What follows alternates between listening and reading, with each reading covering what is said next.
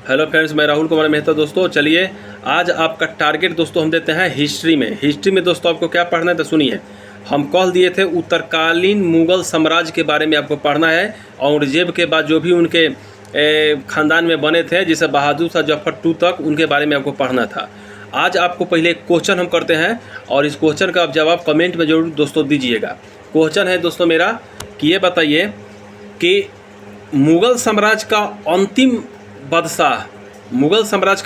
बादशाह जो सबसे शक्तिशाली थे, अपने मन से दोस्तों कमेंट में जरूर लिखिएगा कि मुगल साम्राज्य का सबसे अंतिम बादशाह जो सबसे शक्तिशाली थे कौन थे, कमेंट में जरूर लिखिएगा।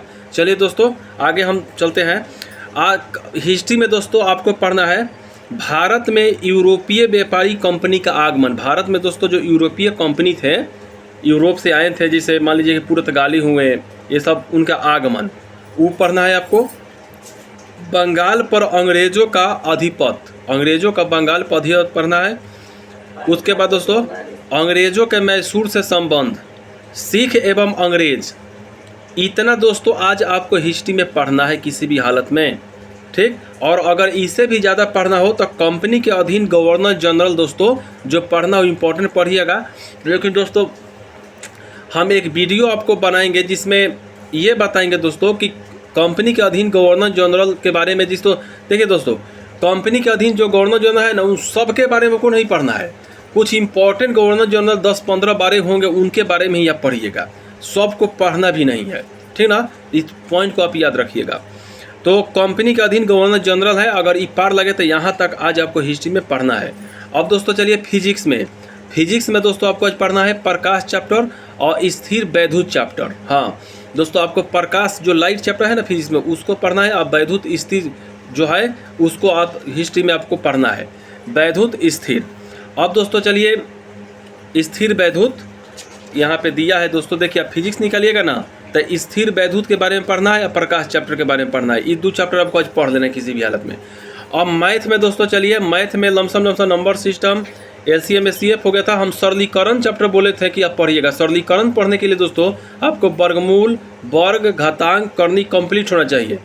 तो हमको जहाँ तक लगता है अगर आपका दोस्तों घातांक, करनी, वर्ग, वर्गमूल अभी कंप्लीट नहीं है तो आज सरलीकरण, 3 चैप्टर को मिला के आपको पढ़ना है।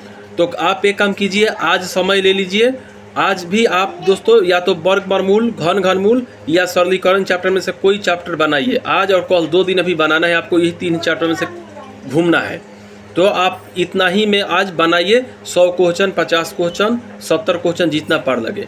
रीजनिंग में दोस्तों आज आपको क्या पढ़ना है, तो रीजनिंग में एक चैप्टर दोस्तों आता है पासा चैप्टर, याद रखिएगा दोस्तों, पासा चैप्टर, डाइस। उस डाइस चैप्टर को दोस्तों आप अच्छे से अध्ययन कीजिएगा, बहुत अच्छा चैप्टर है और एग्जाम में उसे क्वेश्चन देखने के लिए बराबर मिलता है। तो आज आपको दोस्तों पासा चैप्टर रीजनिंग पढ़ना है दोस्तों, बस इतना ही दोस्तों पढ़ना है। हम थोड़ा थोड़ा दोस्तों देते हैं, एकदम बेजिनर से बेजिनर स्टूडेंट भी दोस्तों इसको पढ़ लेंगे जो थोड़ा बहुत भी पढ़े हैं। और इतना ही को आप दोस्तों आज फॉलो कीजिए। और दोस्तों एक बात और सुनिएगा, शनिवार हो जाएगा पढ़ाई, रविवार दोस्तों हम आप लोगों के लिए एक टेस्ट लाएंगे। उस दिन केवल आपको रविवार को रिवाइज करना है दोस्तों, जितना एक हफ्ता पढ़े हैं ना, रविवार और शनिवार आपको केवल रिवाइज करना है। तो रविवार शनिवार आप रिवाइज का बैच रखिएगा, केवल आपको जितना पढ़े हैं उतना का रिवाइज कीजिएगा। और रविवार को दोस्तों हम रविवार और शनिवार 2 दिन हम आपके लिए दोस्तों क्यूज लाएंगे, जितना पढ़ाए हैं उसके पीछे से क्वेश्चन पूछेंगे, क्यूज लाएंगे, वो भी लाइव क्यूज होगा दोस्तों। तो इतना याद रखिएगा। जय हिंद।